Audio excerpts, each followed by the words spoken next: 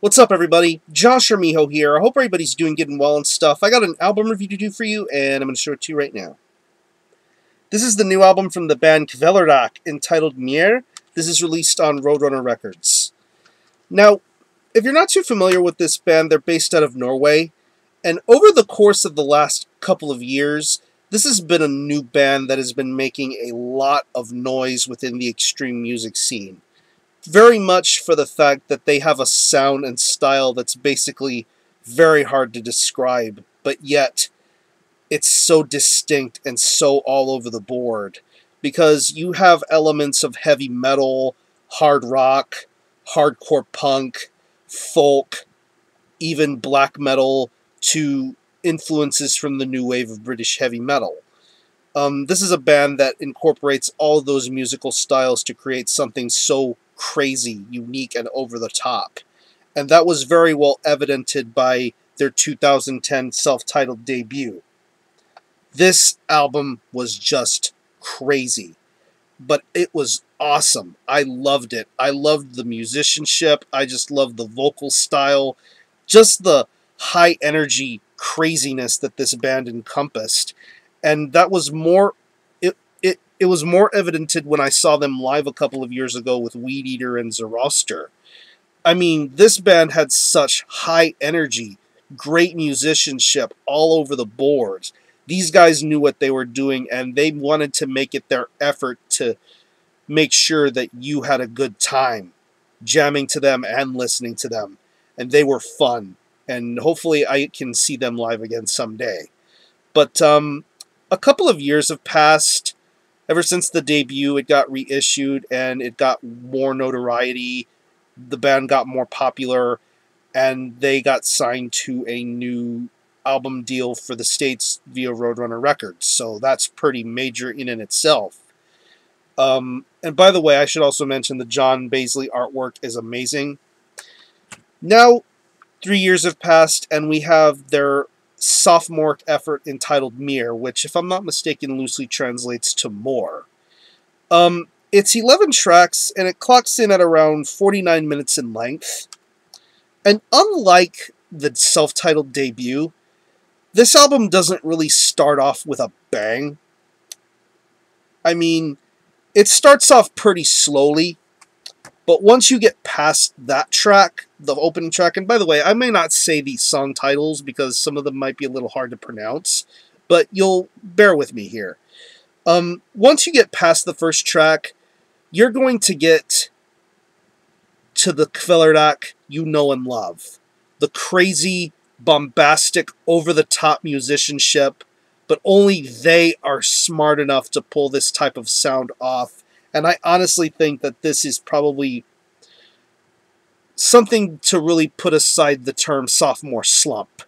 This new album is just beautiful. Beautiful on both a musical and overall metal viewpoint. It's amazing. When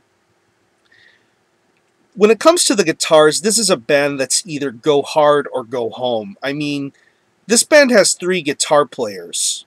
And I know some people would probably have iffy feelings about that. But if you think about Kvelertak and their 3 guitars, it works. It is extremely dynamic, extremely well versified. The riffs are just meaty, they're heavy, they're loud, they're very well played. Just the way the riffs are played, just the small hints of technicality with the guitars, the high-end tremolos, the great riffs, the nice leads, very good catchy guitar work all throughout this album. I mean, take the track Spring fra Livet. That's one of my favorite tracks on this album, and definitely showcases itself with the way the guitars are played, the great melodies all the way throughout, to even songs like Trepan and Snilispik. I'm trying my best here to pronounce, sorry. The guitar work on those songs are just absolutely amazing. I really love the way the guitar sounds. The bass work is great too. You think that it would probably get buried beneath all the guitar noise and sound. It's not. I think the bass is very well done, very well mixed, very beautifully played, nicely mixed and done. And once again, they team up with Kurt Ballou to help do the mixing and mastering and all that stuff. And honestly, I think this band sounds great with him as their board guy. Really great bass work, very nicely done, and it suits itself well within the heaviness and the loudness of the guitars. Drum-wise, the drums sound a lot more clear and concise than the previous release. I really enjoyed the way the drums are played. Great solid blast beats. I mean, that's where you get a little bit of a black metal vibe from this band, is just the way some of the blast beats and double bass sound. I think it's very, very entertaining and very good.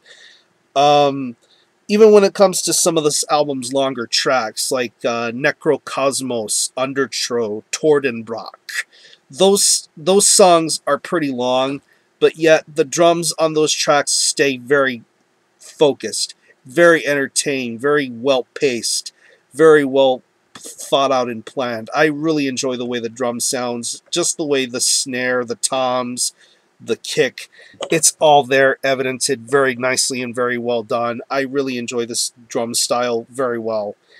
And the vocals